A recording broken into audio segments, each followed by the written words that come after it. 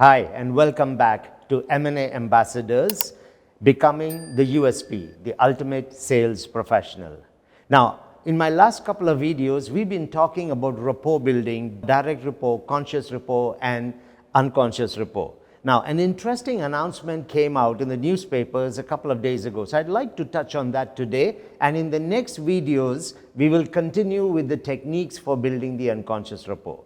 You've probably read about it, but if you haven't, there was an announcement that came out 3 days ago that said that Dubai is now #1 in the world when it comes to greenfield investment opportunities. Now, what is a greenfield investment and what does this actually mean for Dubai and real estate? You see, a greenfield foreign direct investments is when well-established international companies or even global companies decide to come into a city and start up their businesses from scratch. It's very different from partnering with an existing business in the city. And let me tell you why this is important after we understand clearly the difference between the two. So what could be an example of a greenfield investment?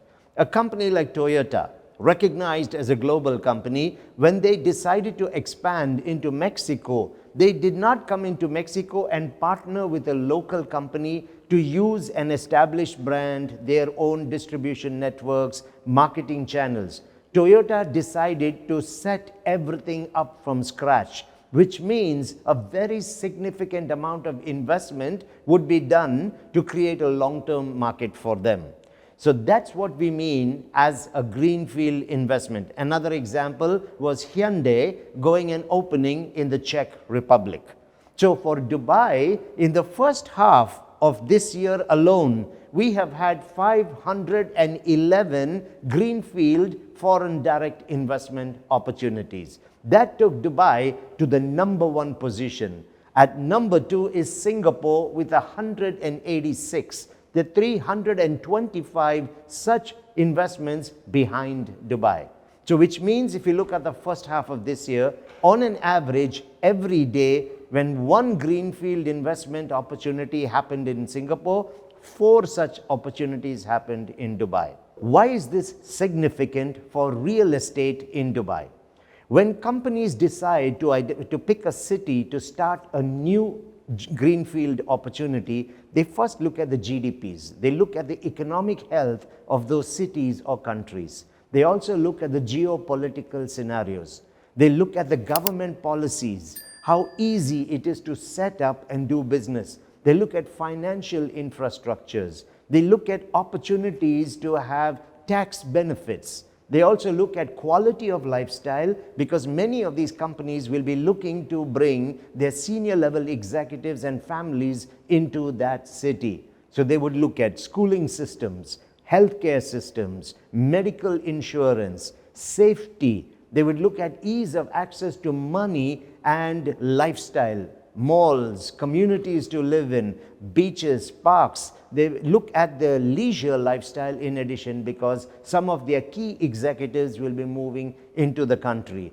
And Dubai reaching global position in the first half of 2023 is a testament that this city today is attracting all the big international companies to come in with their greenfield foreign direct investments.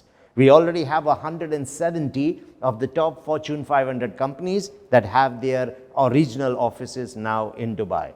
So this is some interesting information that you can use to show investors that now is a good time. Why? Because when these companies open up, they will need infrastructure, factories, warehouses, residential communities. And as they employ more and more people, the increase in the population growth will also create additional demand for renting as well as owning homes. Very strong report because not only does it talk about the demand for real estate, it positions Dubai as the #1 preferred destination for business and foreign direct investments. I'd like you to use this information when you talk with your clients, buyers or sellers. The source for this information is the Financial Times FDI market data. Now, the Financial Times, very credible, reputed newspaper from the UK, started in 1888. So we're talking of 135 years of financial intelligence being reported around the world. I want to thank you for your time with me on this episode of M&A Ambassadors, Becoming the USP, the Ultimate Sales Professional.